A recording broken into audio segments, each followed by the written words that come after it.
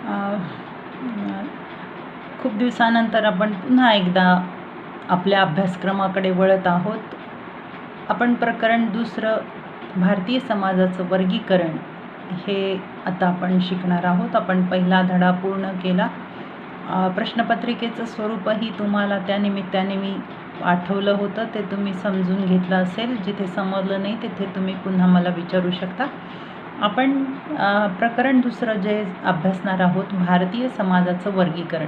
आता हे वर्गीकरण करत असताना भारतीय समाजाचे 3 विभागात वर्गीकरण झालेलं आहे. हे वर्गीकरण कशाच्या आधारे करण्यात आलेलं आहे याचा जेव्हा आपण विचार करतो तेव्हा आपल्याला लक्षात येतं की हे वर्गीकरण भूप्रदेश आणि लोकसंख्या या 2 निकषाच्या आधारे वर्गीकरण झालेलं आहे. कोणत्या भूभागावरती एखादा समुदाय राहतो आणि त्या समुदायाची लोकसंख्या किती आहे यावरून भारतीय समाजामध्ये 3 समुदायाचे प्रकार आढळतात: आदिवासी, ग्रामीण आणि शहरी. आपलेपणाच्या भावनेने जेव्हा एखादा समूह एखाद्या समुदायामध्ये आपल्या विविध गरजांची पूर्तता करून राहतो तेव्हा त्याला आपण समुदाय असा शब्दप्रयोग वापरतो. या अर्थाने आम्ही भारतीय समाजाचं वर्गीकरण या 2 निकषाच्या आधारे केलेलं आहे. आता आदिवासी समुदाय म्हटलं की आपल्या डोळ्यासमोर कोणतं चित्र उभं राहतं? तर आदिवासी समुदाय म्हटलं की तो जंगलामध्ये राहणारा, कंदमुळं खाणारा, अर्धनग्न असणारा, त्याची स्वतःची एक संस्कृती जोपासणारा, ज्याला लिहिता वाचता येत नाही, ज्याला आपण म्हणतो अक्षर ओळख नसणारा, असा जो समुदाय आहे, किंवा विवाहविषयक नियमनिषेधाचं पालन करणारा, किंवा कुटुंबाबद्दलच्या त्याच्या काही धारणा असणाऱ्या, धर्माबद्दलच्या त्यांच्या काही श्रद्धा, या सगळ्यांचा जेव्हा मी विचार करतो तेव्हा आदिवासी समुदाय म्हटलं की कुठेतरी दाट जंगलामध्ये, डोंगराळ भागामध्ये किंवा दऱ्याखोऱ्यामध्ये किंवा भटके जमात किंवा जिथं भटकण्याची जागाही त्यांची निश्चित ठरलेली आहे, अशा ठिकाणी हा आदिवासी समुदाय आपल्याला आढळून येतो. यांचा संबंध हा प्रगत समाजाशी फारसा येत नाही आणि म्हणून आदिवासी समुदायाचा जेव्हा मी विचार करतो तेव्हा आदिवासी समुदायाला रानटी, अर्धनग्न, भटके, आदिम, मागासलेले हिंदू, अनुसूचित जमाती इत्यादी संज्ञा आदिवासींसाठी वापरल्या गेलेल्या आहेत. भारतीय राज्यघटनेत कलम 366 अनुसूचित जमातीचा संदर्भ जेव्हा आपण विचारात घेतो तेव्हा राज्यघटनेतील कलम 342 अनुसार अनुसूचित केलेले समुदाय म्हणजे अनुसूचित जमाती होय. थोडक्यात आपल्याला काय सांगता येतं? एखाद्या जमातीला अनुसूचित ठरवण्यासाठी 3 अटींची आवश्यकता आहे किंवा 3 निकष आवश्यक आहेत. ते कोणकोणते निकष आहेत? नंबर 1, त्या समुदायाची भाषा, धार्मिक श्रद्धा, संस्कृती आदिम स्वरूपाची असणे आवश्यक आहे. नंबर 2, त्यांचे अस्तित्व अलिप्त असणे गरजेचे आहे. आणि नंबर 3, शैक्षणिक आणि आर्थिकदृष्ट्या हा समाज अत्यंत मागास असणं आवश्यक आहे.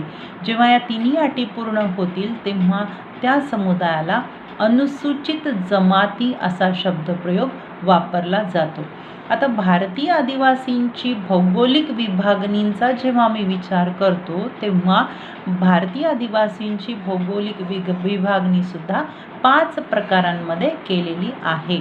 आता पुस्तकामध्ये आपल्याला एक तक्ता दिलेला आहे. तो जो तक्ता आहे त्या तक्त्याच्या आधारे कोणती जमात कोणत्या भूप्रदेशात राहते याचा उल्लेख केलेला आहे. पण त्यासाठी कोणकोणते निकष आवश्यक म्हटलेले आहेत? नंबर 1, परिस्थितिकीय, सामाजिक, आर्थिक, प्रशासकीय, वांशिक, आर्थिक व्यवस्थेशी संबंधित निकषाच्या आधारावर ही भौगोलिक विभागणी आपल्याला पाहायला मिळते. तर ही थोडक्यात माहिती आपण यासाठी घेत आहोत की आदिवासी म्हटलं की आपल्या ला नेमकं काय सांगायचं आहे. कारण बोर्डाच्या परीक्षेमध्ये आपल्याला प्रश्न विचारला जातो, आदिवासी समुदायाच्या व्याख्या देऊन आदिवासी समुदायाची वैशिष्ट्ये स्पष्ट करा. आता या प्रश्नांचं जेव्हा आम्ही उत्तर देतो तेव्हा आम्हाला मुळात आदिवासी या शब्दामागचा अर्थ घटनेमध्ये दिला गेलेला आणि आपला जो काही एक आपली जी एक माहिती असते, जनरल माहिती ज्याला आपण म्हणतो सामान्य ज्ञान, या सामान्य ज्ञान आणि त्याला शास्त्री दिलेलं स्वरूप, या दोन्हीचाही विचार करून आपल्याला जर ती संकल्पना स्पष्ट झाली तर आपल्याला नेमका आदिवासी कोणाला म्हणायचं किंवा अनुसूचित जमाती कोणाला म्हटलं गेलेलं आहे हे समजून घेणं सहज शक्य होतं. आता मग या सगळ्या प्रस्तावनेतनं काय लक्षात घ्यायचं आपल्याला, तर आदिवासी म्हणजे काय, तर आदिवासी म्हणजे एका विशिष्ट भूभागावर राहणारा, विशिष्ट बोलीभाषा बोलणारा, अक्षर ओळख नसणारा, विवाहविषयक नियम निषेधाचं पालन करणारा असा समुदाय म्हणजे आदिवासी समुदाय होय. आता आपल्या पुस्तकामध्ये सुद्धा वेगवेगळ्या शास्त्रज्ञांच्या वेगवेगळ्या व्याख्या करण्यात आलेल्या आहेत. त्यातली पहिली व्याख्या आहे आंद्रे बेताई या शास्त्रज्ञांची. त्यांच्यामध्ये काय कोणाला आदिवासी म्हणायचं आहे, तर ज्या समाजाच्या विशिष्ट भाषिक मर्यादा आणि सुनिश्चित राजकीय मर्यादा आहेत अशा समाजाला आदिम समाज असे म्हणता येईल.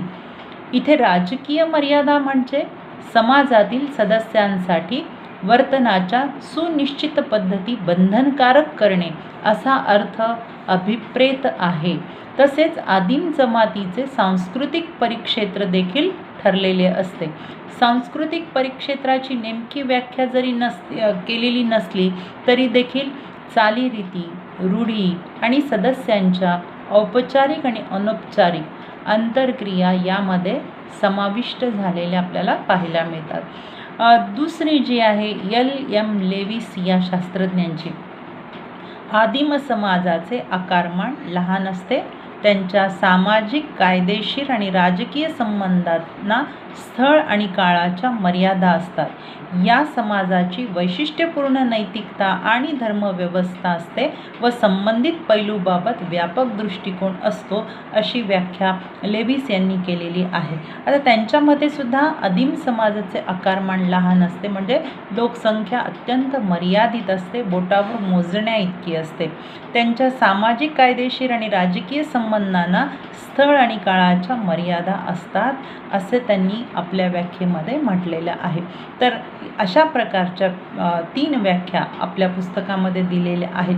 तात्पर्य काय आहे, तर आदिवासी नेमकं कोणाला म्हणायचं आहे, तर आदिवासींची वर्तनाची सुनिश्चित पद्धती ज्या ठिकाणी असते, ज्यांचं आकारमान म्हणजे लोकसंख्या ही अतिशय कमी अशी असते आणि ज्यांचं राजकीय, सामाजिक, सांस्कृतिक क्षेत्र हे मर्यादित असतं, त्यांच्यापुरतंच ते असतं, त्याला प्रामुख्याने आम्ही आदिवासी समुदाय असं म्हटलेलं आहे.